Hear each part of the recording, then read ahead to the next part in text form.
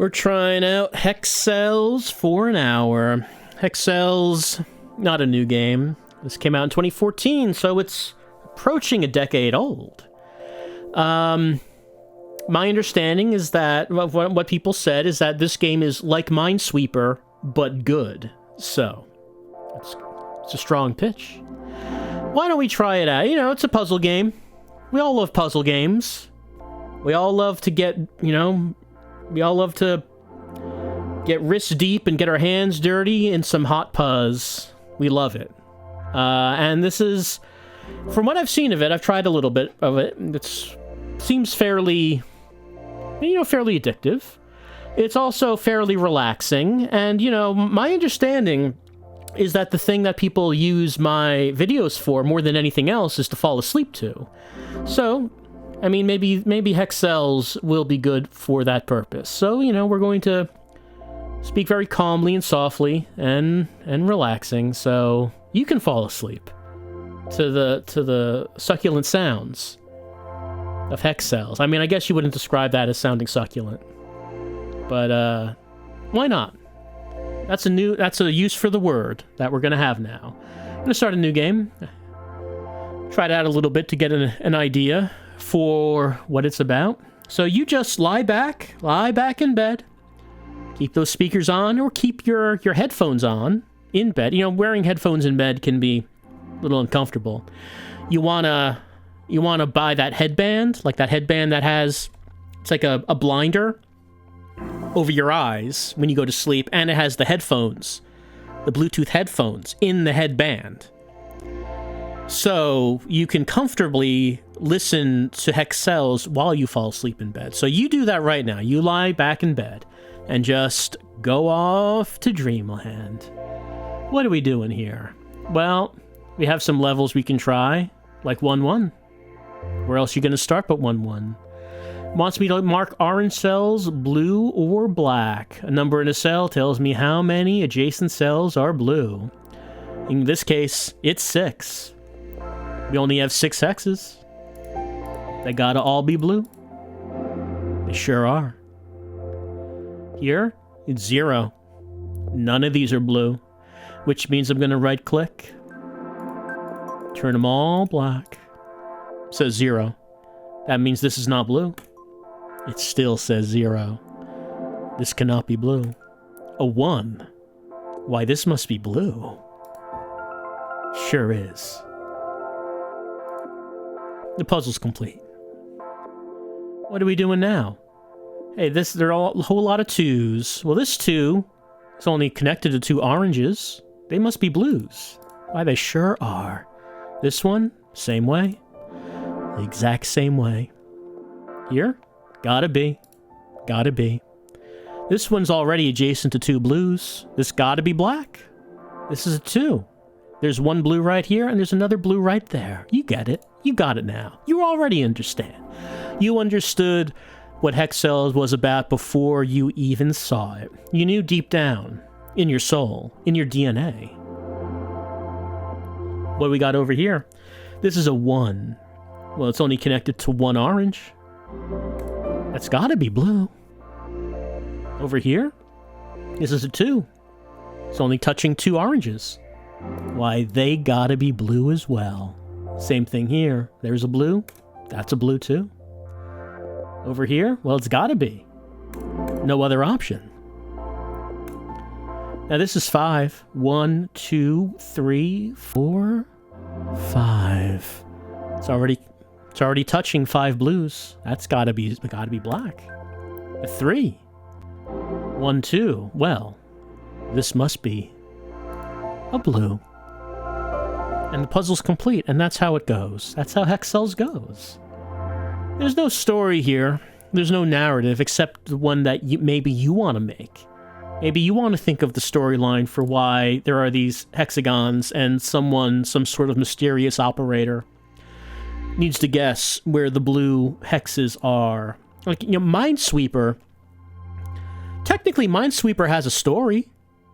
You're trying to find bombs.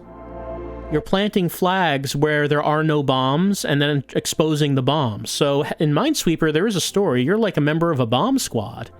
and the city's lousy with bombs. You never think about it that way. You never think about the story in Minesweeper. What about the story in Hexcells? The story right now is that this is a 0, so these can't be blue, but these are 1, so this must be blue. And over here, that's a 1. Blue me. This is a 1. It's already blue. This is a 2. Give me blue. Over here, that's a 0. These cannot be blue. This is also 0. Easy black. And again, but this is a 1. Gotta be blue. This is a 2. Already touching a blue. Give me a second blue. And over here, well, this is a 2. It's touching a blue. It's also touching 3 others. But fortunately, this is a 1. And it's only touching this one. So we knew that. We knew that already. It actually wasn't a problem. This is now touching 2 blue, which means these must be black. This is a 1, and it's touching a 1. So this must be black. 2. There's 1 there. Give me a 2. Sure, why not? This is already touching 2, so that's gotta be a 1. Over here, 1, 2. Over here, 1, 2. And over here, 1, 2. And over here, 1, 2. So, black and black. Puzzle is complete.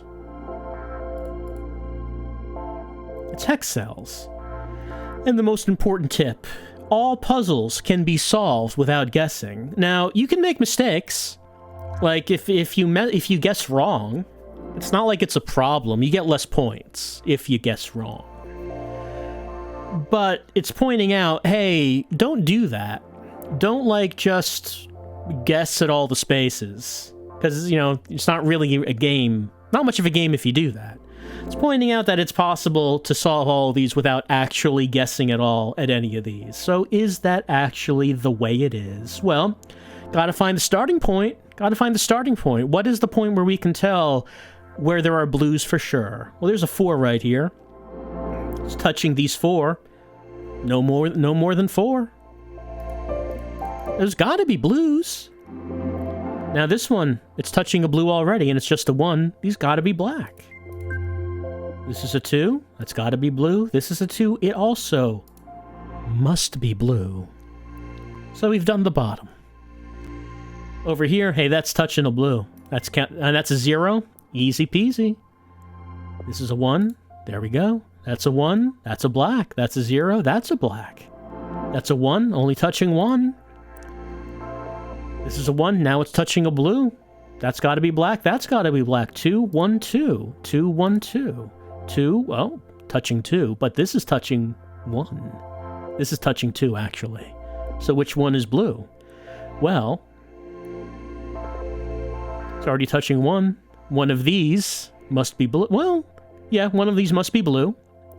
This is a 2. It's hitting 3. Oh, but over here, we got 2. It's only touching 2 oranges. So both of them have got to be blue. Which brings us back here. This is 2. Can we figure that out without guessing? Well, maybe we can come back to it. This is a 1. That's got to be black. That's a 0. That's got to be black. This is a 2. Touching 1. There we go, 2. Now 1 is touching that, which means this has to be black. And if that's black, this must be blue. And if that's blue, this must be black. What about these? Over here, they're not touching anything. I think that just automatically means they're blue. I think that's just auto blue.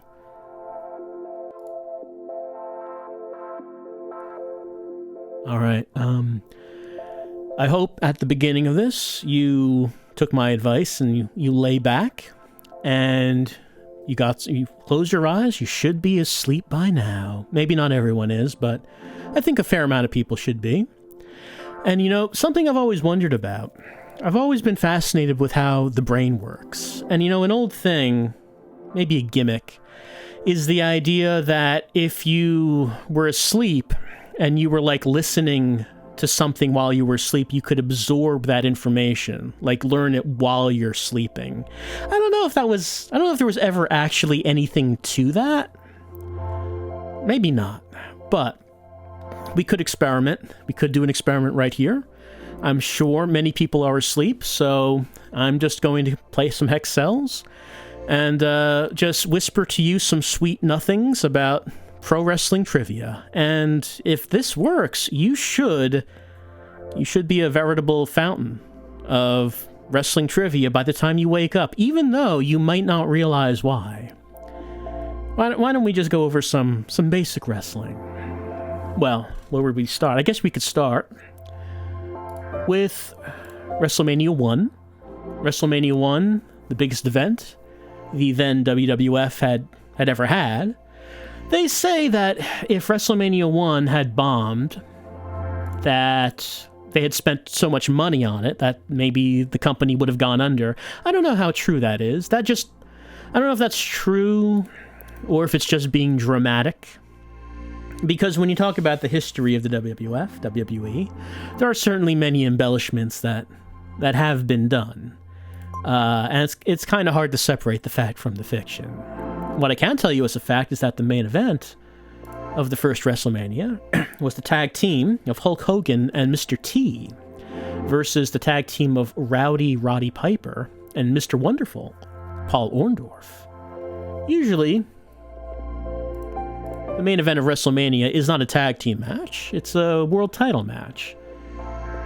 And Hulk Hogan was the world champion at that time, but I suppose the reason the main event was a tag match was because WrestleMania being such a big advertised event, they wanted a celebrity, and someone from outside wrestling in the main event.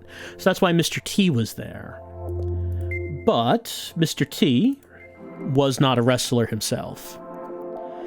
So you had to put him, you couldn't just have him in a singles match. You had to put him in a tag match, put him in the ring with 3 other experienced wrestlers. So even though Mr. T was an attraction, because he was quite popular at the time, he was going to be taken care of in the ring. So the 3 wrestlers would be able to, carry the match, even though people would be paying attention to Mr. T. WrestleMania was a big success, actually, so they continued on the next year. Next year, WrestleMania 2. Main event was Hulk Hogan defending the world title against King Kong Bundy.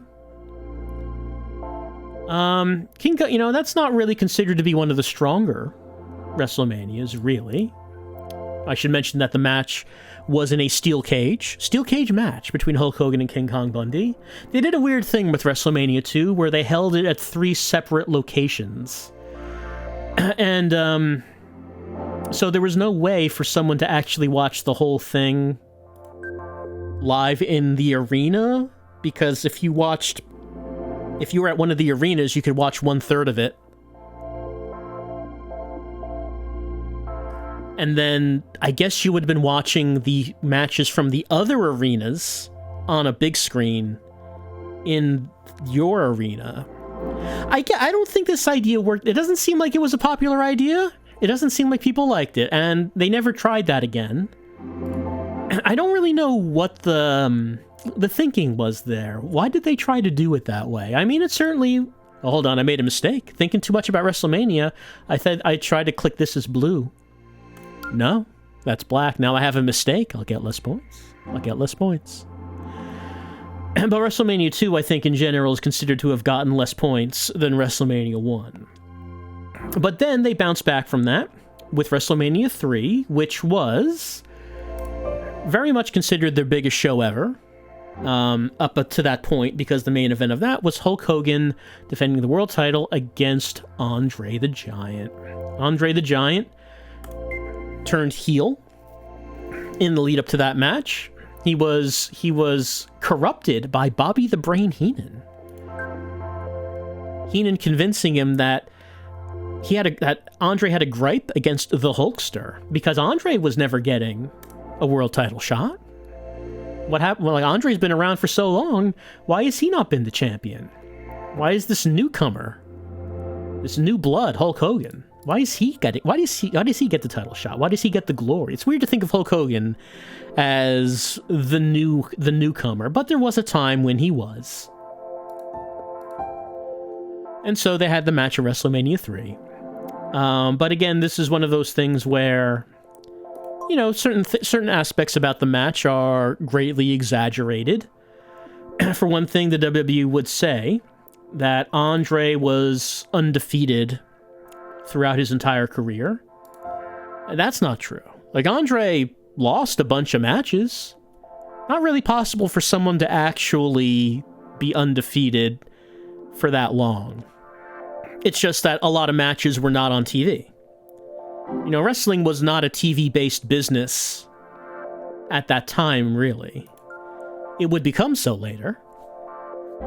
But for quite a long time, it was the wrestling would come to your town or your region. You would go see the wrestling, and no one else would see that show that you saw. Only you saw it. So hey, maybe Andre would be booked to be defeated by your hometown hero, and you know the crowd would love it, but no one else, you know, no other people, no other towns would know that Andre lost, and there's no TV. But certainly, that happened. But of course, for the build-up to WrestleMania 3, they did present it as though Andre had been undefeated for his entire lengthy career. They also presented it as though Andre had never been body slammed, which again, not true. But they did that so it would seem like Hulk Hogan was the first man to ever do it.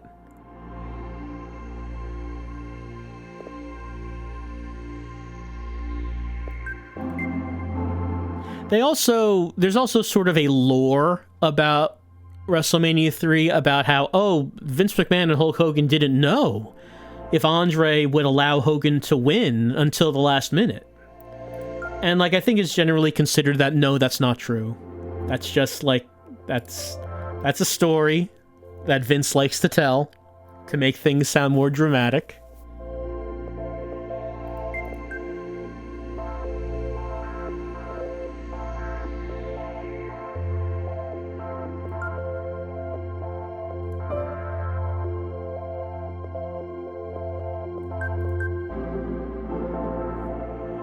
I mean, Andre did have a lot of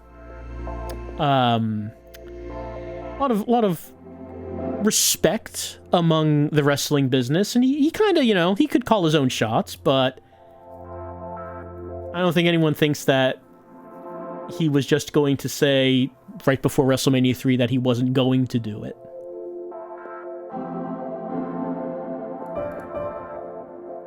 But that was their biggest show for a while. Then you get to WrestleMania 4. Oh, should I be mentioning how many of these main eventers are dead now? Or is that too depressing? Because from WrestleMania 1, Roddy Piper and Paul Orndorff are dead. WrestleMania 2, King Kong Bundy, I think, is dead. WrestleMania 3, Andre the Giant is dead. So Hogan's opponents from the first three WrestleManias are all dead. That brings us to WrestleMania 4, which was a tournament for the vacant WWF title. Vacant because there was a match between Andre the Giant and Hulk Hogan on Saturday night's main event, in which Hogan attempted to body slam Andre, but then Andre fell on him, and the referee counted a 3 count, even though Hogan got his shoulder up early, and awarded the title to Andre.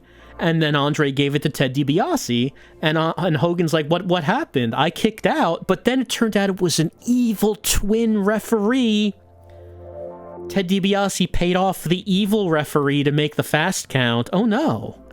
We're besmirching the integrity of the WWF title. So WWF President Jack Tunney would not have any of that, and Ted DiBiase stripped him of the world title, and declared it vacant, and that there would be a new champion crowned in a tournament at WrestleMania 4. And so the tournament occurred, and and Hogan and Andre were in that tournament. However, they ended up disqualifying each other. So they didn't make it past the first round because they had a first round match.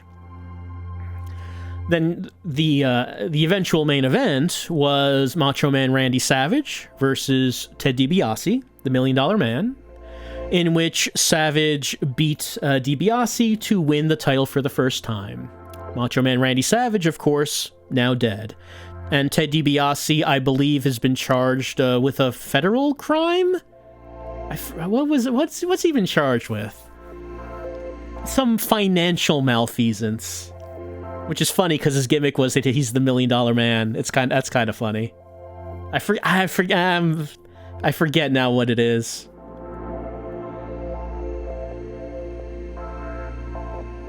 Probably should focus more on the cells here. Like that one.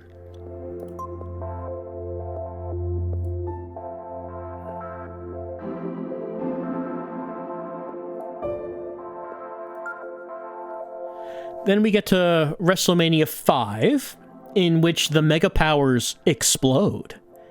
The Mega Powers, of course, were the tag team of Hulk Hogan and Macho Man Randy Savage. Randy Savage defending the title against Hogan. He had held it for the year since WrestleMania 4, but had turned heel because, well, Savage claims that Hogan was making eyes at Miss Elizabeth, Savage's valet. And Savage was consumed with jealousy. Even though Savage was the champion, Hogan was the big star. And Hogan, maybe putting his hands where they didn't belong in Miss Elizabeth. But what did he have a point, or was he just couldn't see clearly because of his feelings of jealousy for Hulk Hogan?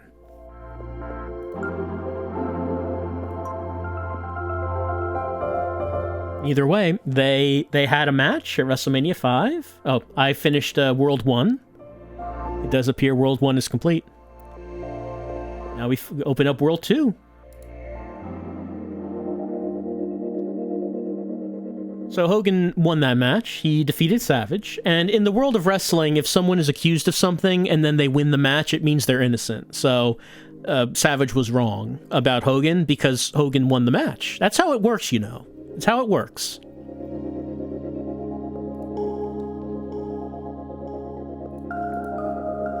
Then we go on to WrestleMania 6 versus The Ultimate Warrior. Hogan held the title for the year.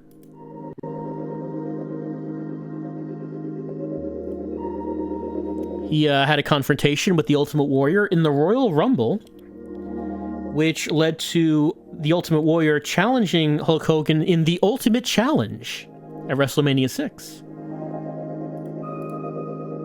To determine what was actually the most powerful force in the universe, Hulkamania, or whatever it is whatever the Warrior's power is. So they did something they never did before, and that was they had a title versus title match at WrestleMania 6. Hogan was the world champion. Warrior was the Intercontinental Champion. And so they had a title versus title match. And this was a very big match. Very big match. This was sort of seen as probably in most situations, this would have been like the passing of the torch match where Hogan leaves and Warrior is the new top guy. And Hogan did leave for a time to do movies, like Suburban Commando. And the results of Hogan's movie career were mixed. Let's say. They were mixed. To put it one way. And Warrior's time as the top guy, also mixed. He did not have the mainstream appeal that Hogan had. Though, Warrior was very popular amongst the fans. When you're talking about, the mainstream touch that Hogan had, Warrior just didn't have it. He didn't have it. So, Warrior eventually lost the title against Sergeant Slaughter, who had betrayed America and befriended Saddam Hussein and was now fighting for Iraq. How could you do this, Sergeant Slaughter? He betrayed us all.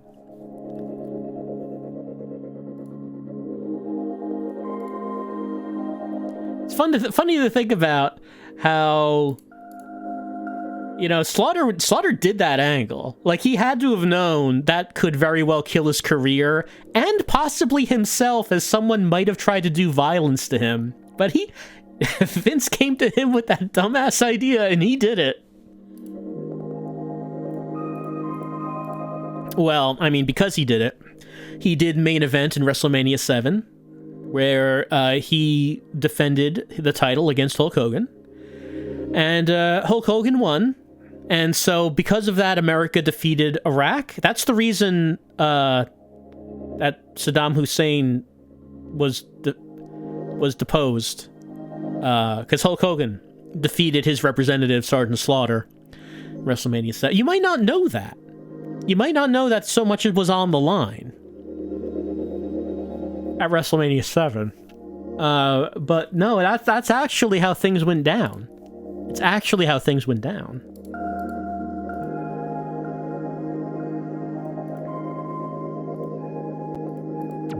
Oh, I made a mistake.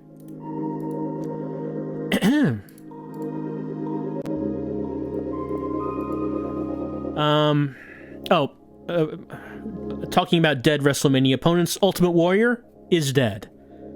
Sergeant Slaughter's still alive, I'm pretty sure. I might be wrong about that. I think he's alive. I mean, if he is, that means WrestleMania 7 would be the first one where both of them are still alive. If I'm right about that.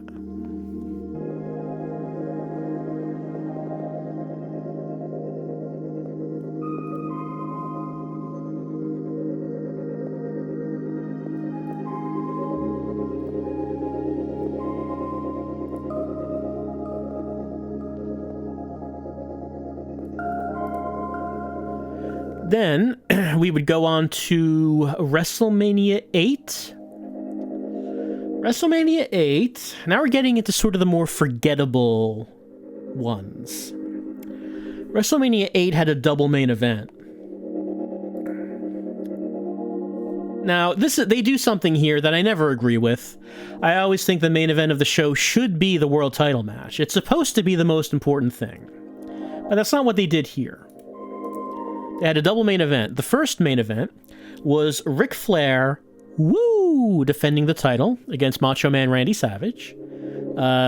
Savage, I mean, he wanted the title from Flair, but it was also a more personal thing because Flair had photos indicating that Flair was doing it with Elizabeth. But how could Miss Elizabeth possibly betray the Macho Man like that? Even for someone as irresistible as the Nature Boy. But don't worry, I mean, it turned out that Ric Flair actually doctored the photos. So, you know, none of that was actually happening. And we were all very relieved to know that Elizabeth was faithful to the Macho Man.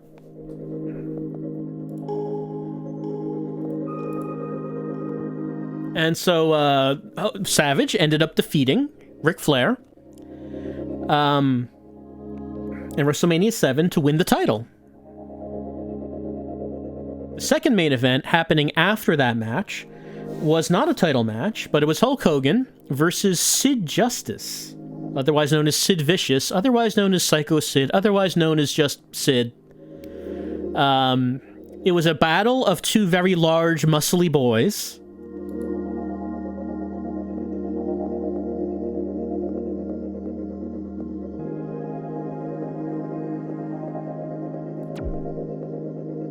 Made a mistake there. Made a mistake.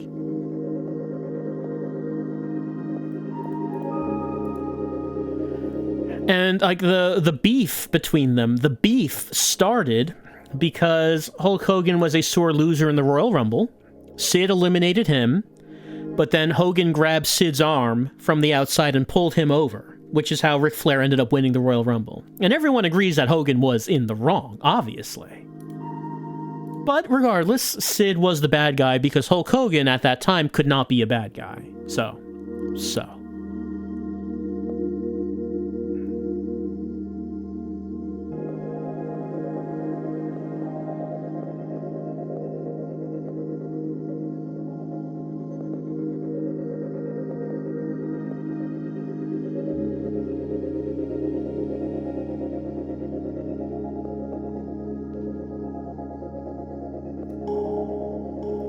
Now, as far as who won, I feel like, if I remember right, I think maybe Hogan won by disqualification when Sid's manager, Harvey Whippleman, got in the ring and you tried to attack Hogan.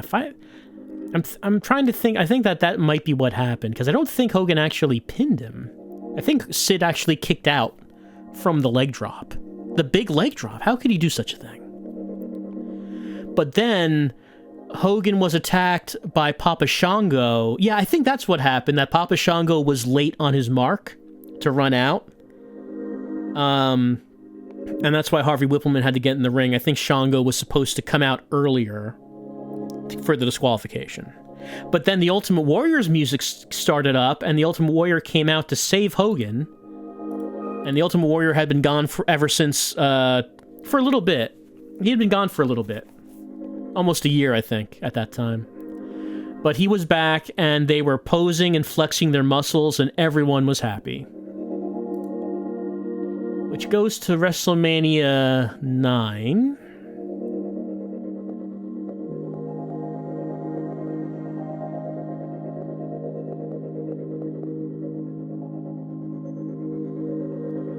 Probably should think a little harder about some hexes, because like I'm looking at okay, that's the key. This one right here is the key. That's where it is. That's where it is. Okay, back to wrestling. WrestleMania 9. Let's see. This would have had to have been okay, during the year Bret Hart had defeated Ric Flair to win the title.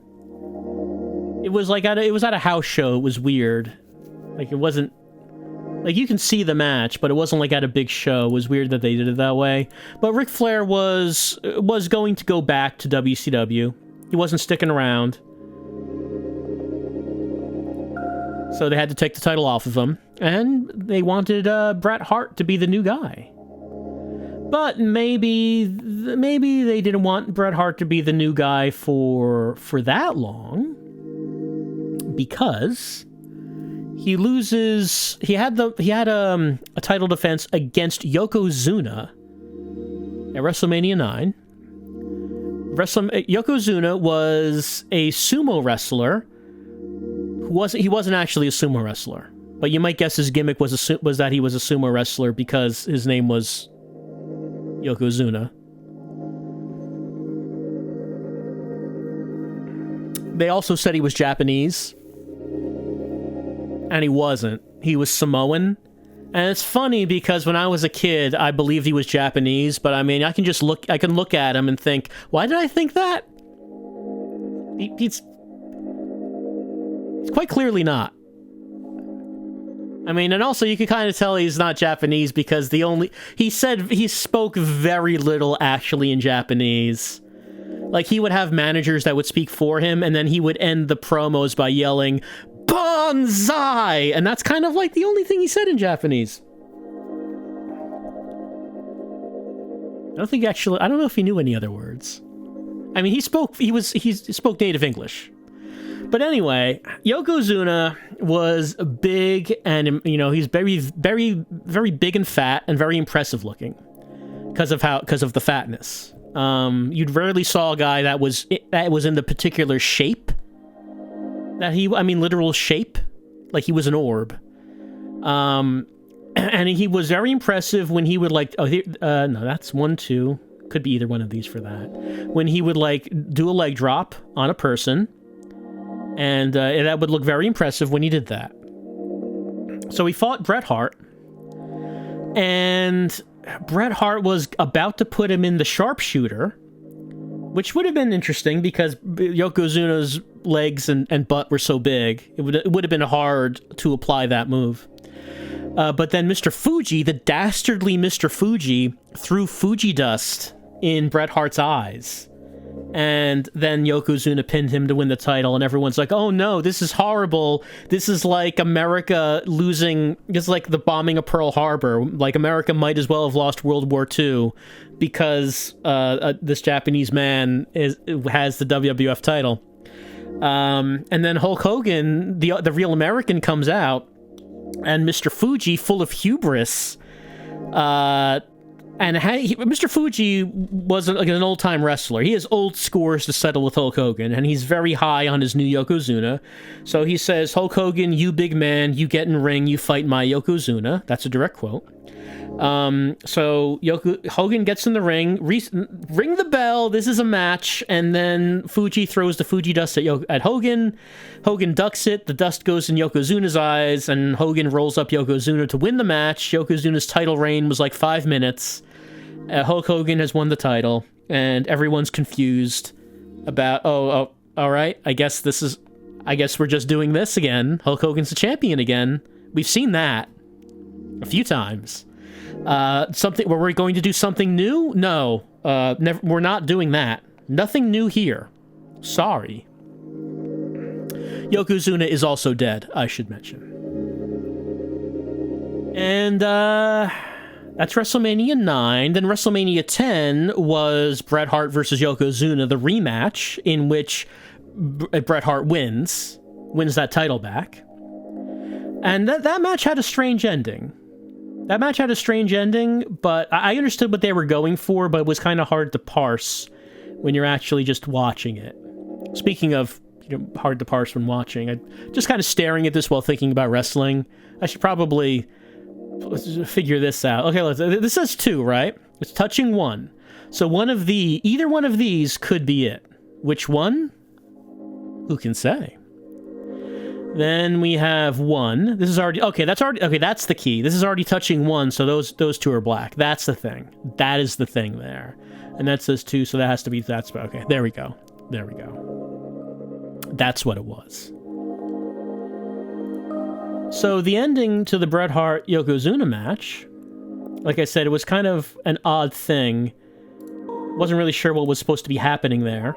But basically the idea is that earlier in the night, Yokozuna defended the title twice that night. The first one was against the All-American Lex Luger. Lex Luger was a guy who always seemed like he was probably going to be booked to win the title, but then never did. There was a rumor that, he fought Yokozuna at SummerSlam for the title. There was a rumor that he was meant to win that match, but then he didn't because Luger blabbed the ending to a reporter at a bar, and then the reporter printed that in their newspaper, and that Vince changed the ending. I don't know if that's true.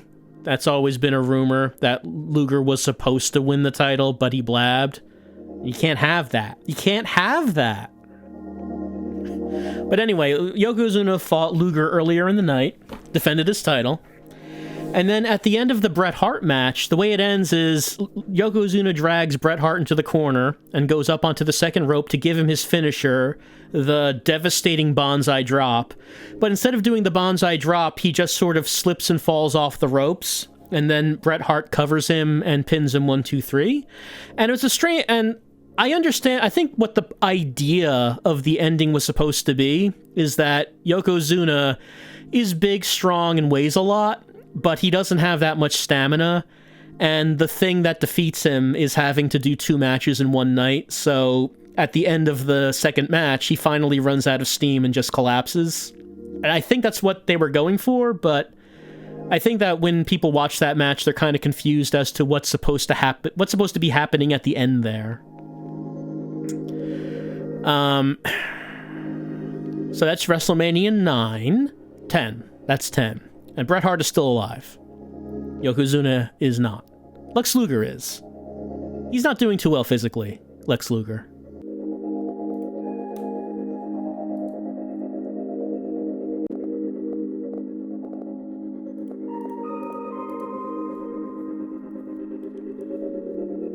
What happens when we get into 11?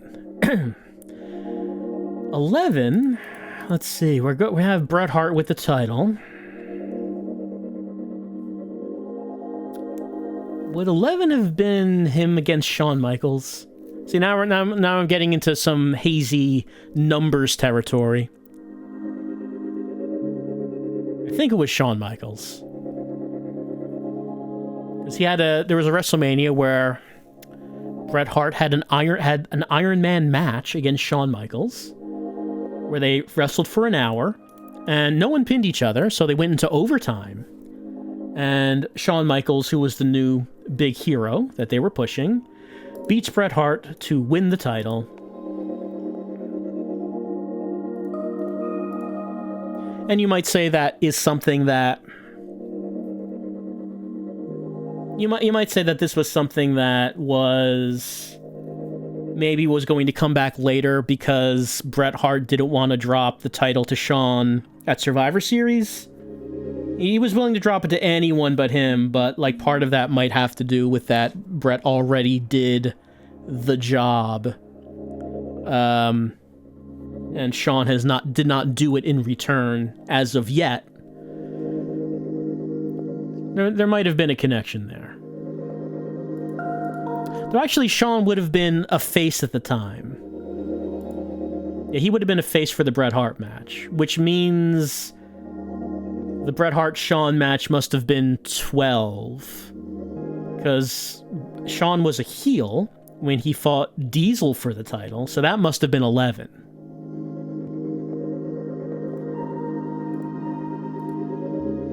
So there was a match in which Diesel, Kevin Nash, was the champion. The business, I liked them all right, but business under Kevin Nash as champion apparently they were not doing too well. It seems. Diesel had a match against Shawn at WrestleMania, and he beats him to retain the title. And they bring back Sid for this match as Shawn's bodyguard. So then, after that, you eventually end up with a feud between Sid and Diesel, and I think that's what leads to Shawn's face turn when Sid attacks him, because Shawn did not think Sid did a good job as his bodyguard.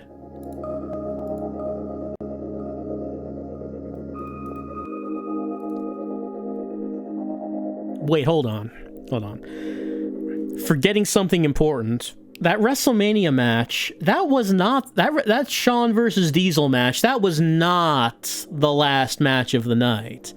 They did the thing again where they had a non-title match at the end.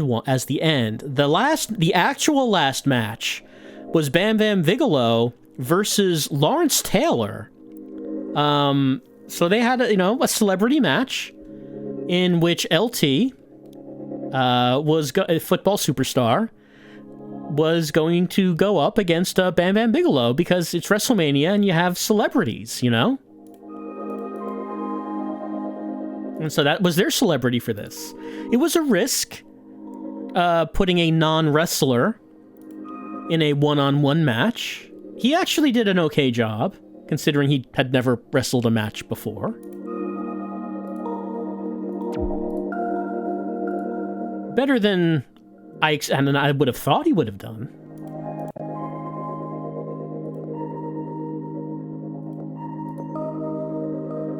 But LT ended up winning the match because he's the celebrity. He obviously he's going to win that.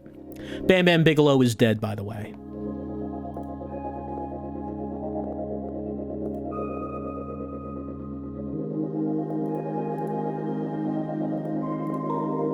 I like Bam Bam Bigelow. He was very fast and very agile for such a large man.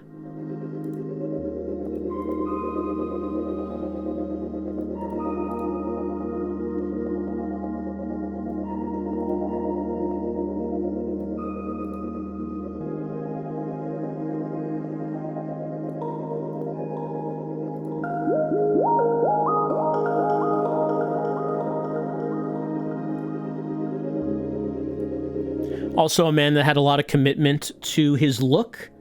He had a costume that had flames on it, and also his bald head was covered in tattoos of flames.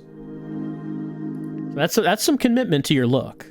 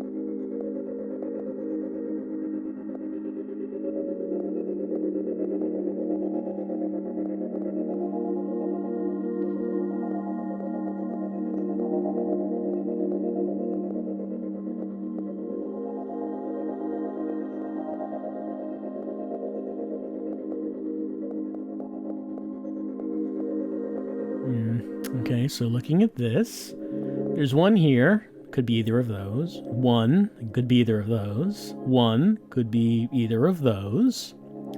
Down here we have two. I mean, I guess it would it would have to be these two. That's the one. That's the one.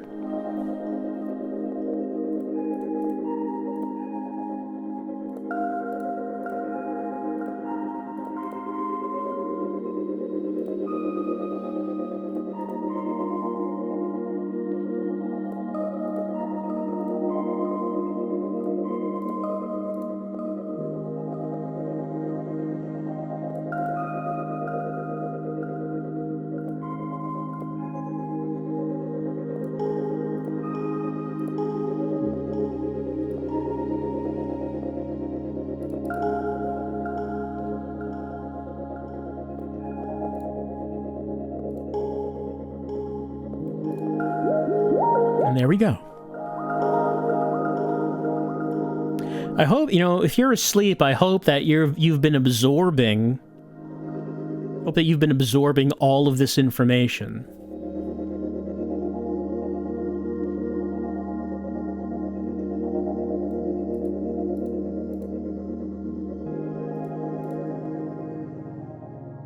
You'll wake up and you'll suddenly know all of these facts about WrestleManias. And how many of Hulk Hogan's opponents are dead. Also, a line number tells you the number of blue cells along its line. I can left-click to open a guide, and right-click to mark it as complete. So, like this.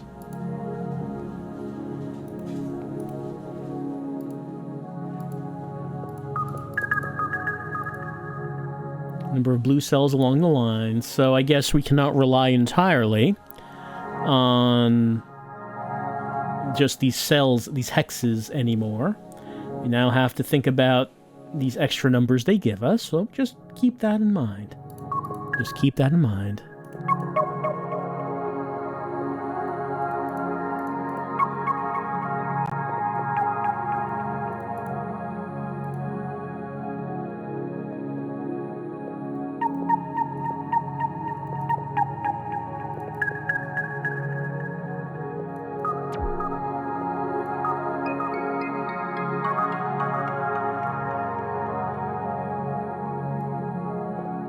Number inside curly braces tell me that the blue cells are consecutive. So, those would have to be 2 next to each other. We only know that there are 3 touching this, and that there are 2 consecutives in each of these.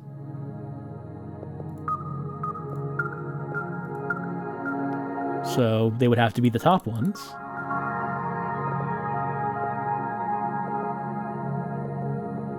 So does that mean that if there are no curly braces, does that mean that does that specifically mean that the blue cells are not consecutive, or are they not saying either way?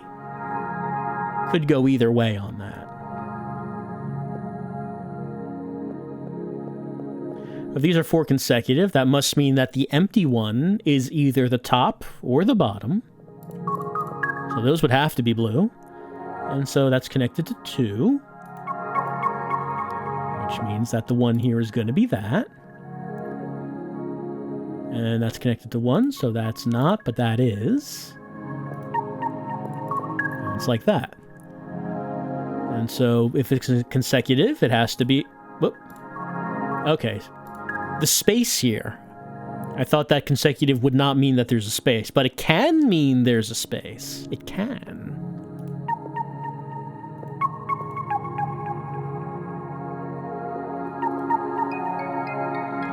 Tricksy it is.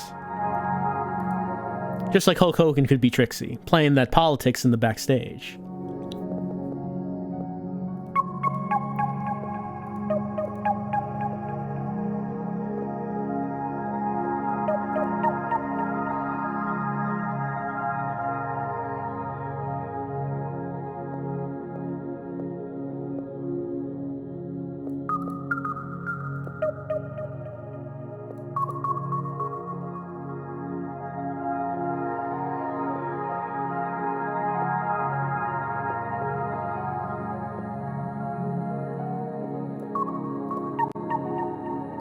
Well, it says there's 1, and then 1, but this is consecutive 2, so those would have to be consecutive. It says there's 1 here, it has to be that.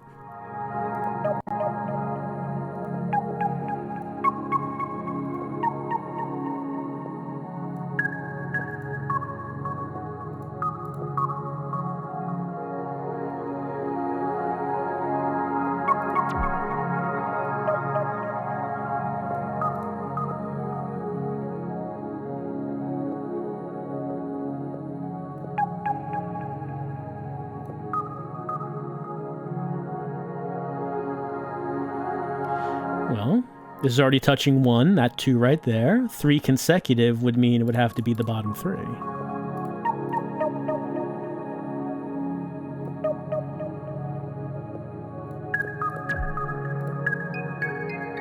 So it does start to get harder.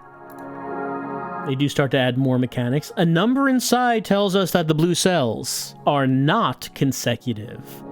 So I got these dashes here. Okay, so if there's nothing, no dashes or curly brace, it's not telling us anything about consecutiveness. If there are curly braces, they're consecutive. If there's dashes, they're not consecutive.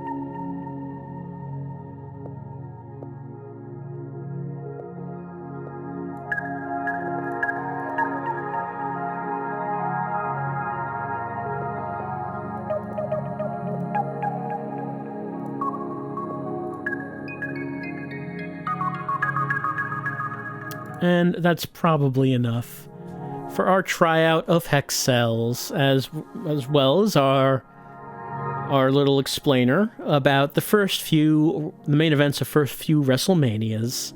Again, I hope that you wake up wondering, why do you suddenly know that Ric Flair doctored those pictures of himself and Miss Elizabeth, and that Elizabeth was actually faithful to Randy Savage? Tomorrow, you're going to wonder, why do you know that? For some reason, it's so clear and so vivid to you, but you don't actually know why.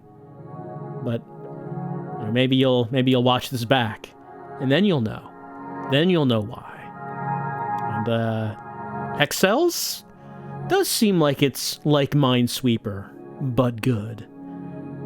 It seems the total reviews over the years are overwhelmingly positive on Steam, and I can see why. I can understand why people like it. It is good. It's good. And maybe it's also good to fall asleep to. You tell me.